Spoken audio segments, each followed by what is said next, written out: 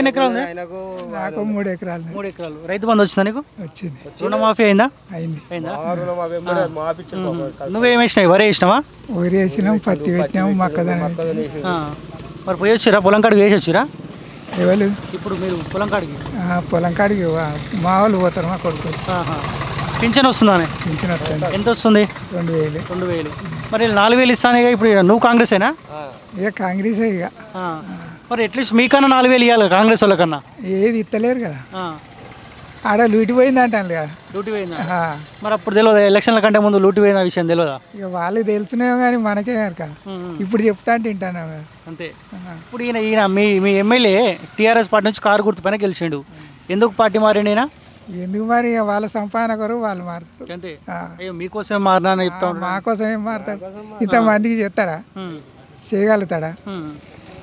ఇక వాళ్ళ బెనిఫిట్ కొరకు వాళ్ళు మారుతారు. వాళ్ళు ఇప్పుడు ఈయన 2 సార్లు మారిండు. అటు కాంగ్రెస్లో ఉండే టీఆర్ఎస్ పోయిండు, టీఆర్ఎస్ అందులో ఉండే మళ్ళీ ఇళ్ళకి వచ్చిండు. ఎటు అధికారం ఉంటే అటే, ఎటు అధికారం ఉంటే అటే పోతాడు. ఇక ఆయన ఏమంటాం మనం? సరే, ఇప్పుడు నువ్వు కాంగ్రెస్ పార్టీలో ఉన్నవాడు నిజం చెప్పాలి. రేవంత్ రెడ్డి పరిపాలన ఎట్లుందంటే కేసీఆర్ బెటరా రేవంత్ రెడ్డి బెటరా? ఇప్పటి వరకు అయితే రేవంత్ రెడ్డి బెస్ట్. రేవంత్ రెడ్డి బెటర్ అంటే కొన్ని చేసుకుంటూ వస్తాడు. ఇక వాళ్ళు ఇప్పుడు కేసీఆర్ ఆ రుణమాఫీ చేస్తానగా, ఆ వడ్డీలు కట్టుకుంటూనే వచ్చినాం, అసలు అట్నే ఉండేది. అవి రుణమాఫీ కాలే, ఇప్పుడు రుణమాఫీ అయింది. ఓకే. ఇప్పుడు మీ కాంగ్రెస్ పార్టీ నుంచి మొన్న పోటీ చేసినారు, ఆమె పేరు ఏం పేరే? ఆమె ఎవరో పోటీ చేసే కదా, ఇందిరా. మరి ఇప్పుడు ఈయన జాయిన్ అయ్యింది కదా, పని కథమేనా? ఇక ఏమో మరి అది మీకేరక తిరిగేటోళ్ళకు. అంతే. మాకేమనుకుంటుంది, మేము ఇక కాకపోతే పొలానికి పోతాం, ఇంటికాడ ఉంటాం.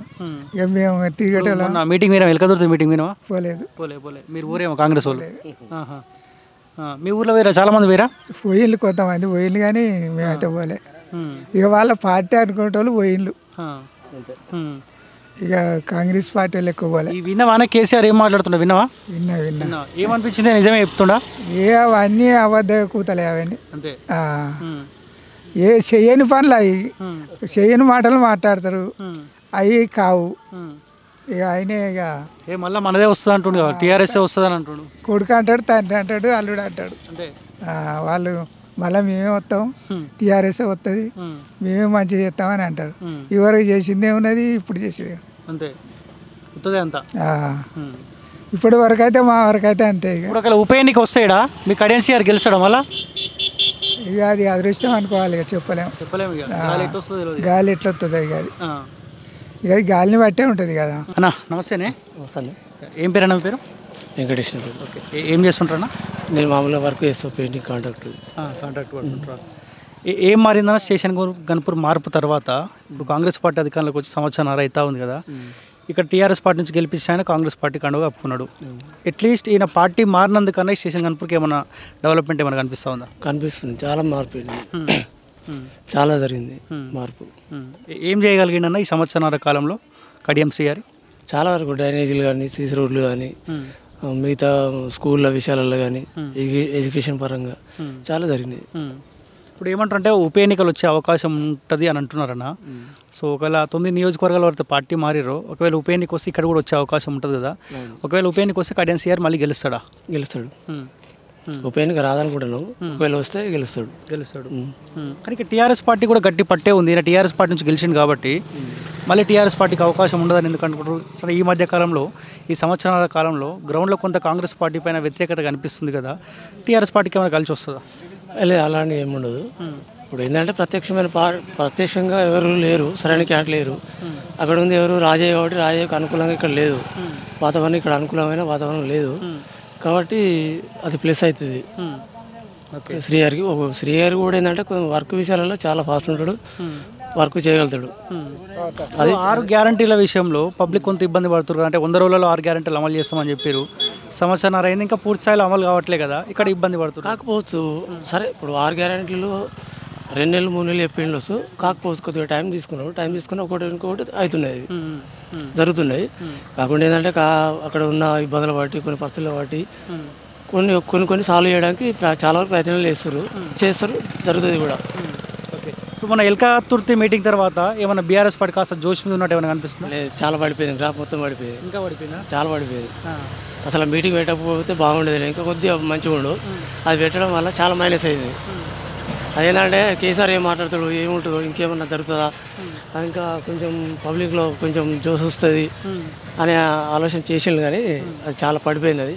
అది జోస్ లేదు, ఏం లేదు అసలు. దాంట్లో వచ్చి కానీ 10 లక్షల పబ్లిక్ వచ్చారు. సరే అన్న, ఎందుకు రారు?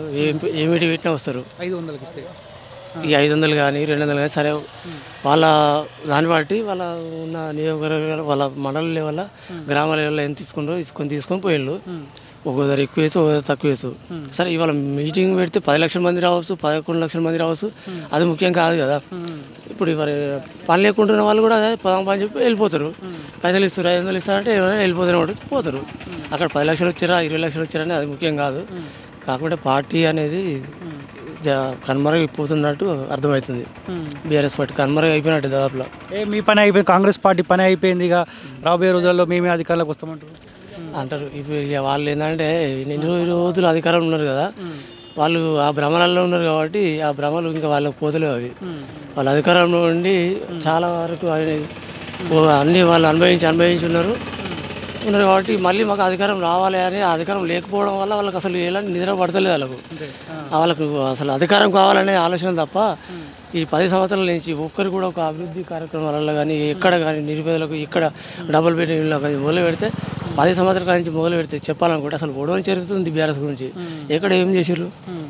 ఇలా మీరు ఉప ఎన్నిక రావచ్చు, ఏది రావచ్చు, ఏది వచ్చినా కానీ బీఆర్ఎస్ అనేది మాత్రం స్టేషన్ కంపెనీలో రాదు. నువ్వు ఏం పని చేస్తావు? నేను వ్యవసాయం చేసుకుంటాను. ఎన్ని ఎకరాలు ఉంది? ఎకరం ఉన్నది. ఎకరం ఏం వరే వేసినావా? అవునా? కోసినా మరి పంట కోసినావా? ఎన్ని క్వింటాలు వచ్చింది? ఇప్పుడు యాసింగ్ వేయాలి, వానకాలం వేసినాం. అంటే ఇప్పుడు ఖాళీనే ఉంచాం ఎకరం. మొక్కజొన్న ఏదైనా అయిపోతుంది మరి? నీళ్ళ సౌకర్యం నీళ్ళు. ఎన్ని ఏళ్ళు ఉంటాయి నువ్వు? 60-70 ఉంటుంది. 60-70 ఉన్నావా? వస్తుందా? పింఛన్ వస్తుందా? వస్తుందా? ఎంత వస్తుంది? 2000. ఏం చేస్తున్నావు 2000? ఇక ఇంట్లో కలిసి ఉండే హాయిగా అంతే. వీళ్ళు 4000 ఇస్తున్నారు కాంగ్రెస్ వాళ్ళు, అడుగుతలేవా మరి? ఇస్తారు. ఇప్పుడు వాళ్ళు చేసినప్పులకే వాళ్ళు తిప్పుల వాళ్ళు కాబట్టి అవి అయినాక నిమ్మలంగా ఇస్తాడు. ఇప్పుడు అనుకునే చేస్తారు కదా, బియ్యం ఇస్తుండే, ఫ్రీ బస్ ఇచ్చే, గ్యాస్ ఇచ్చే, మళ్ళీ పోతే ఫ్రీ బస్ ఇచ్చే, ఇక చేస్తారు. అన్నీ చేస్తూనే ఉంటారు, మెల్లమెల్ల చేస్తూనే ఉంటారు అన్నీ అంతే. బాగా కేసీఆర్తో పోల్చుకుంటే రేవంత్ రెడ్డి బెటరేనా? బెటరే సార్, బెటరే. ఆయన ఏం చేశారు సార్? అన్నీ దోసుకొని తిన్నారు. 10 ఏళ్ళు దోసుకున్నారు. మళ్ళీ వాళ్ళకి నిద్ర పడతలేదు. ఏది గవర్నమెంట్ పోయిన కాడికి మన మీటింగ్ పెట్టిన వరంగల్లో పెడతారు. పెడితే పోతాం 500-1000 రూపాయలతో పోతూనే ఉంటాం. నేను పోతా, వాడు పోతా, అందరు పోతారు. మన పోయినా మీటింగ్ పోయినావా? పోలే. ఎందుకు పోలేదు? నేను కాంగ్రెస్ వాళ్ళం కాబట్టి ఎట్లా పోతాం సార్? అంటే పైసలు ఇస్తే పోతా నువ్వే అంటున్నావుగా. పోయినా అట్లా మాకు తెలుసు, అది ఇస్తే పోతూనే ఉంటాడు, ఎవడైనా పోతూనే ఉంటాడు. ముఖ్యంగా పార్టీ మీద అభిమానం ఉన్నాడు ఓడు, కానీ ఇటు ఉన్నాడు వెళ్ళిపోతాడు. నమ్మలేరా? కేసీఆర్ గంట సేపు మాట్లాడింది, మొత్తుకుండు గంట సేపు. వేస్టే కదా సార్, వేస్టే అన్నది అంతా.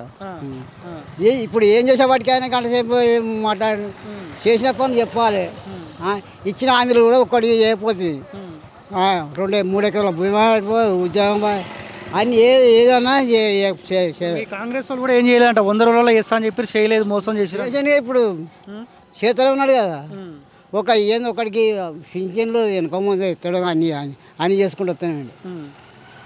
మీ పార్టీ పని అయిపోయిందంట, మళ్ళీ కేసీఆర్ వస్తాడంట. అంత తప్పు, తప్పే సార్. ఎవడంటే నడుతుందా? జనం మీద ఉన్నది. జనంలో ఎట్టుంటే కట్టుంటుంది. పనులు చేస్తాడు కాబట్టి తప్పకుండా వస్తాడు. మొన్న ఎందుకు గెలవలే? కాంగ్రెస్ ఎందుకు గెలవలే? ఇక్కడ గెలవలే కదా, ఓడిపోయింది కదా. వస్తుండే కడియన్ సిఆర్ వచ్చిపోతుంటా? వచ్చిపోయింది. వస్తాడా? వచ్చిపోయాడు. మొన్న వచ్చిపోయాడు, రోడ్డు పని చేసిపోయాడు.